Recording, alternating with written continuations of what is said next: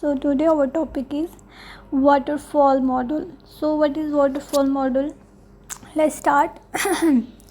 Visitor Royce introduced the waterfall model in 1917. This model has 5 phases: requirements, analysis and specifications, design, implementations and unit testing, integration and system testing, and operation and maintenance. The steps always followed in this order and do not overlap. The developer must complete every phase before the next phase being. So this module is named waterfall model because it's diagrammatic represent resembles as a cascade of waterfall. So first requirement of waterfall is that requirement analysis and specification phases. So that is most important point which included waterfall module. The aim of this phase is to understand the exact requirement of the customer and documents them properly. Both the customer and the software developer work together as to document all the function, performance and interfacing requirement of the software. It describes the what of the system be produced and not how. In this phase is a large document. So that is also called a software requirement specification, SRS.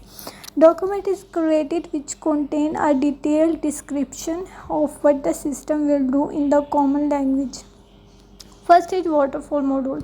Requirement analysis and specification, design phases, implementation and unit testing, integration, system testing, operation and maintenance phases. So second one is the design phase.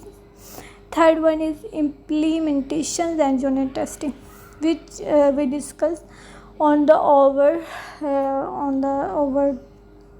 paragraph. So let's start. Design phases. What is design phases and why is used for the waterfall module? This phase aim to transform the requirements gathering in the SRS into a suitable form which permits further coding in a programming language. So it defines the overall software architecture together with high level and detailed designs. So all this work is documented as a software design documentation. So implementation unit. What is implementation unit and how we work on implementation unit? Implementation and unit testing. During this phase, design is implemented. If the SDD is complete, the implementation or coding phase pursued smoothly because all the information needed by software developer is contained in the SDD. So during testing, in the code is thoroughly examined and modified. Small module are tested in isolation initially. After that, these modules are tested by writing some overhead code to check the interactions between these modules and the flow of intermediate output.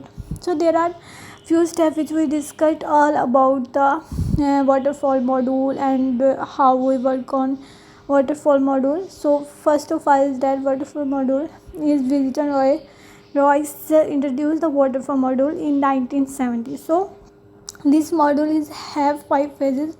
In this video we discuss approximately 3 phases. So requirement analysis and specification, design, implementation and unit testing, integration. So first is requirement analysis and specification phases, and second one is also in this requirement software requirement specification also included. So next one is also second phase is design phase, which we discussed. The phase aim to transfer the requirements gathering the SRS and other language programming. So third one is that implementation and suite testing. in which during this phase design is implemented, and if the SDD is complete, then implementation is so ever. So fourth one is the integration and system testing. So integration and system testing are also most important.